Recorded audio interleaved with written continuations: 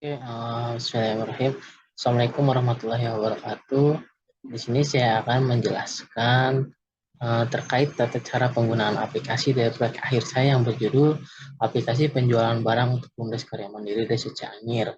Nah, di sini aplikasi proyek akhir saya itu dengan modul penjualan. Di dalam modul penjualan ini terdapat dua user, yaitu petugas penjualan dan juga pengawas. Oke, yang pertama-tama di sini kita harus uh, mengekspor dulu database-nya atau maksud saya mengimpor dulu database-nya. Nah, di sini teman-teman harus membuat dulu database-nya di dalam phpMyAdmin. Di sini teman-teman klik nama database-nya. Di sini misalnya teman-teman tulis karya mandiri atau proyek akhir.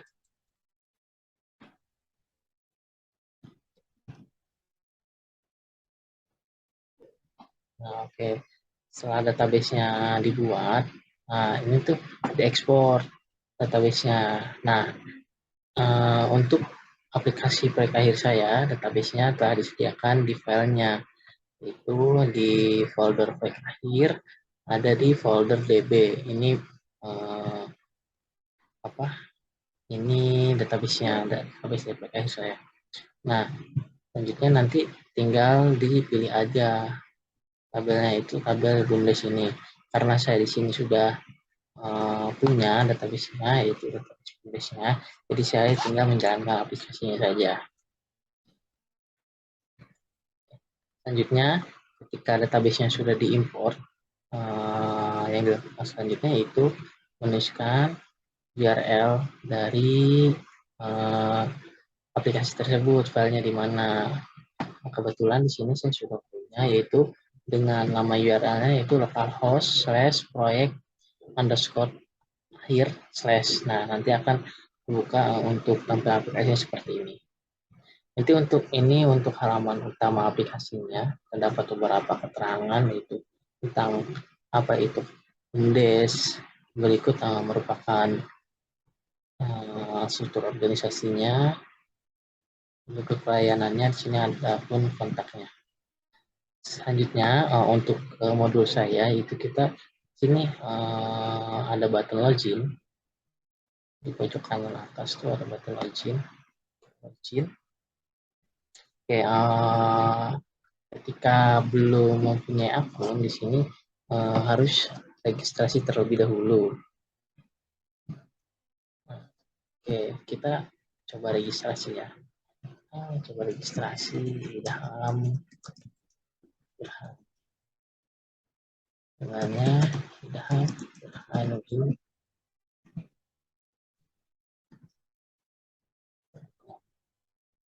Nah, di sini saya akan berperan sebagai petugas penjualan. Passwordnya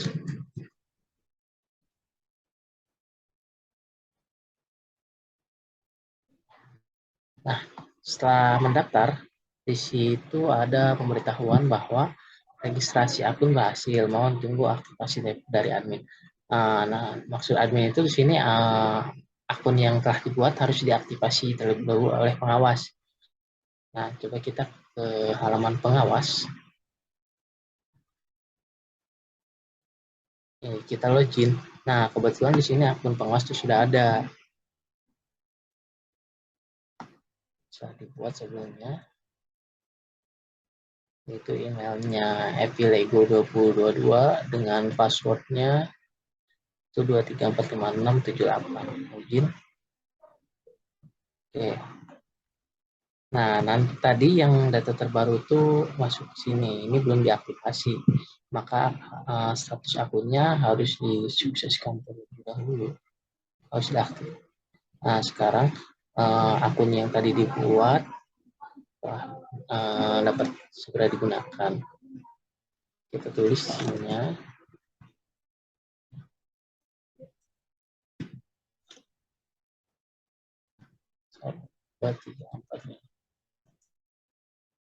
Oke, ini. Nah, di sini halaman petugas penjualan. Terdapat beberapa menu, yaitu dashboard. Nah, di sini dashboard itu berisikan informasi jumlah barang yang tersedia di BUMDes. Ini jumlah barang itu diinput oleh petugas gudang. Selanjutnya di sini ada informasi penjualan hari ini dan keuntungan hari ini. Selanjutnya di situ ada menu, di mana menu tuh ada drop down-nya itu menunya tuh ada transaksi penjualan dan transaksi BRI link. Nah, ketik di menu transaksi penjualan itu kurang lebih seperti ini tampilannya. Di sini itu kita kalau kita nggak hafal kode barangnya, kita bisa klik tombol search di sini, dan kita pilih barang apa yang kita inginkan. Kita klik button keranjang di sini. Selanjutnya di sini kita bisa mengatur totalnya, bisa satu ataupun lebih dari satu, lebih dari dua lagi. Nah, apabila ingin menambahkan barang lagi, klik button icon search-nya, kita pilih yang lainnya, barang yang lainnya. Ya. Jika ada barang yang akan dihapus atau tidak jadi transaksi, maka tinggal klik button hapus di aksinya. Hapus maka terjadi. Selanjutnya di sini ada bayar. Nah, di sini bayar keterangannya harus diisi kan. Apabila uang bayarnya kurang, maka di sini ada notifikasi bahwa uang bayar tidak cukup. Apabila uang bayarnya cukup atau pas, di sini oke, dapat proses transaksi. Klik oke. Nah, selanjutnya di sini menampilkan struk pembelian. Selanjutnya di sini ada transaksi BRI link, di mana transaksi BRI link ini dikhususkan untuk mencatat transaksinya saja. Misalnya di sini kita akan menambahkan data transaksinya, nominalnya misalnya berapa. Di sini ada keterangan bahwa nominalnya tuh harus minimal 20.000.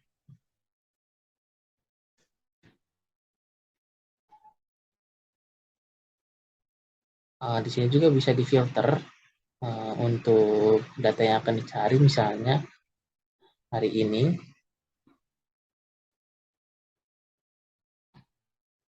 tidak ditemukan karena tidak ada data, misalnya kita tanggal 6. Nah, maka akan menampilkan data yang tanggal 6 saja. Selanjutnya ini juga transaksinya juga bisa diubah atau apabila ada kekeliruan data seperti itu, ataupun bisa dihapus juga.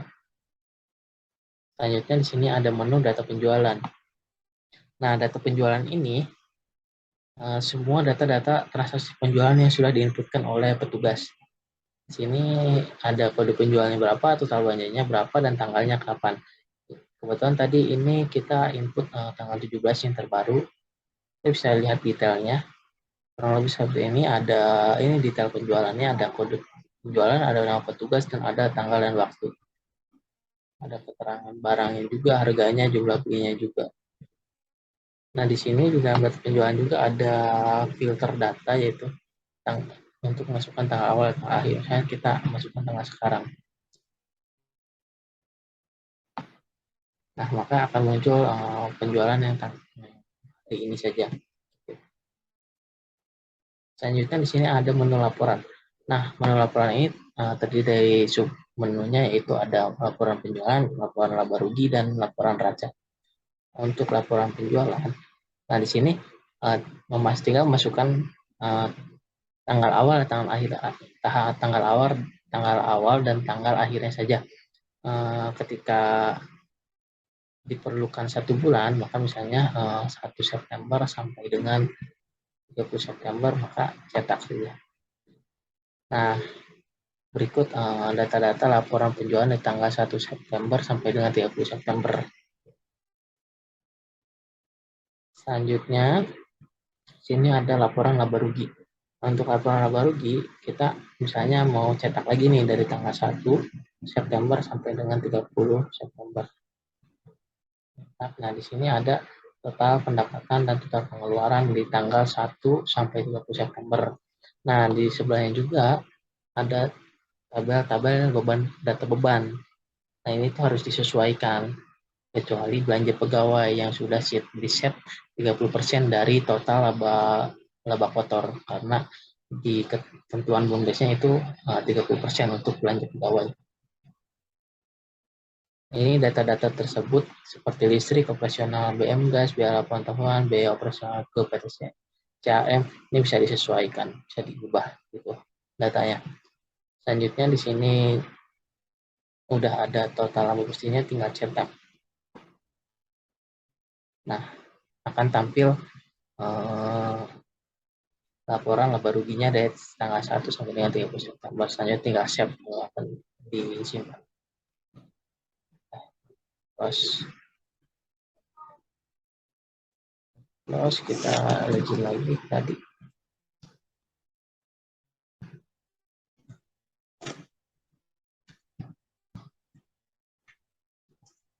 Oke, selanjutnya di sini ada laporan neraca.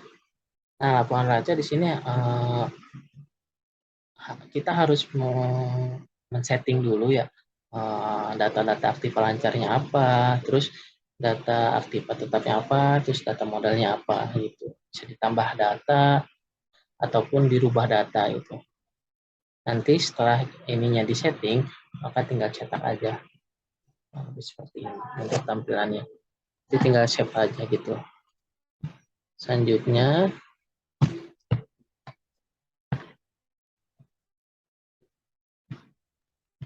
ada menu di sini profile. Nah, di sini menu profile itu untuk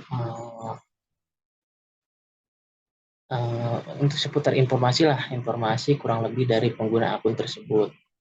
Di sini Anda ubah profile apabila pengguna akun tersebut akan merubah profilnya, bisa mengisikan alamatnya, nomor teleponnya, ataupun mengganti fotonya.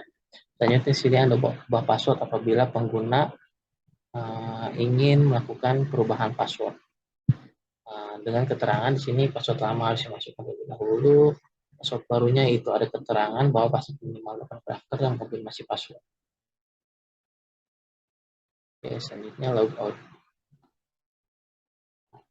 Selanjutnya di user selanjutnya, karena di modul penjualan saya ini ada 2 user, yaitu petugas dan pengawas.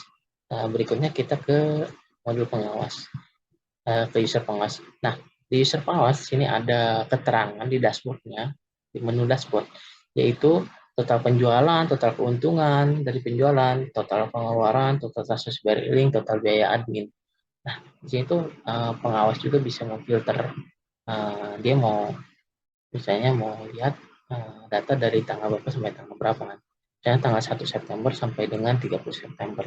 Kita cari, klik tombol icon search, nah bahwa keterangannya akan muncul seperti ini kurang lebih. Untuk di sini ada menu laporan. Menu laporan di sini sama seperti user petugas tadi, ada laporan penjualan, juga ada data-data penjualannya. Ya tinggal mau cetak misalnya dari tanggal 1 sampai dengan tanggal 30, kita cetak. Ini selanjutnya sudah. Nah, ini akan muncul keterangannya.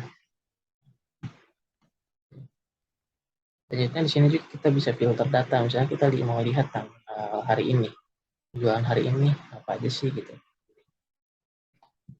Tinggal pilih tanggal awal, tanggal akhirnya, klik button search. Nah, penjualan hari ini tuh cuma ada satu transaksi, total banyak yaitu 312.000. Kita selanjutnya untuk laporan laba rugi sama seperti tadi, kita harus melihat dulu misalnya laporannya tanggal 1 sampai dengan tanggal 30. Klik button icon search, maka total pendapatan dan pengeluarannya disesuaikan sesuai tanggal yang dipilih.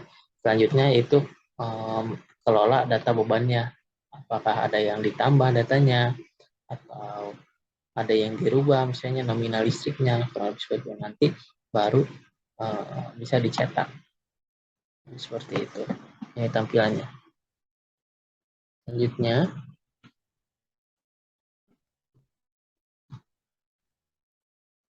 di sini ada laporan raja. Nah, laporan raja juga di sini harus mengelola atau men-setting dulu data aktiva lancarnya apa saja dan berapa, terus data aktiva tetapnya apa saja dan berapa, dan data modalnya. Selanjutnya klik button cetak di bawah ini. Nah, kurang lebih kalau cetak di sini tinggal di save aja kalau mau cetak. Oke. Selanjutnya sini ada data laporan. Nah, data laporan ini di sini sebelumnya di laporan itu juga ada laporan barang masuk. Nah, nanti tuh di sini tinggal cari aja mau laporan tanggal berapa, misalnya tanggal 1 ya. Itu sampai dengan 30, maka tinggal cetak. Nah, akan keluar barang masuk dari tanggal 1 sampai dengan tanggal 30 September. Oke. Selanjutnya di sini juga ada laporan barang keluar. Sama kita harus mengklik di tanggalnya, di tanggal misalnya tanggal 1 September sampai dengan tanggal 30 September. Kita cetak, nah, maka akan keluar. Ini data-data laporan barang keluarnya dari tanggal 1 September sampai dengan tanggal 30 September. Oke. Selanjutnya, di sini ada data laporan. Nah, data laporan tuh di sini dimaksudkan data laporan barang masuk yang dikirimkan petugas gudang kepada pengawas. Gitu. Ini karena data barang keluaran, data barang masuknya tidak ada data, jadi ini itu hanya menampilkan atau arsip laporan yang dikirimkan petugas gudang ke pengawas terkait dengan laporan barang masuk dan laporan barang keluar. Ternyata di sini ada menu data user. Nah, di sini itu pengawas bisa mengelola akun usernya juga ketika user itu sudah tidak aktif, misalnya kita nonaktifkan salah satu user yaitu petugas gudang, dia bisa nonaktifkan, ubah. Nah, maka dia akan masuk ke list user yang user nonaktif ataupun tidak aktif lagi. Di sini juga ketika usernya aktif, dia bisa merubah role. Dia role-nya apakah dia menjadi petugas, penjualan, pengawas, ataupun petugas gudang. Di sini ada menu selanjutnya, menu profile. Nah, di sini dia untuk menampilkan informasi seputar dengan akun pengguna gitu. Selanjutnya di sini ada ubah profile juga. Di sini ketika user pengguna akan merubah profilnya, maka masuk ke halaman ubah profile. Nah, di sini bisa merubah nama lengkap, alamat, nomor telepon, ataupun foto. Selanjutnya di sini ubah password. Nah, ubah password sama. Di sini harus masukkan password lama, password baru, dan konfirmasi password harus sesuai dengan password baru. Jangan logout. Nah, untuk demo aplikasinya atau penggunaan tata cara aplikasinya mungkin cukup sekian penjelasannya. Kurang lebihnya mohon maaf. Saya akhiri. Wassalamualaikum warahmatullahi wabarakatuh.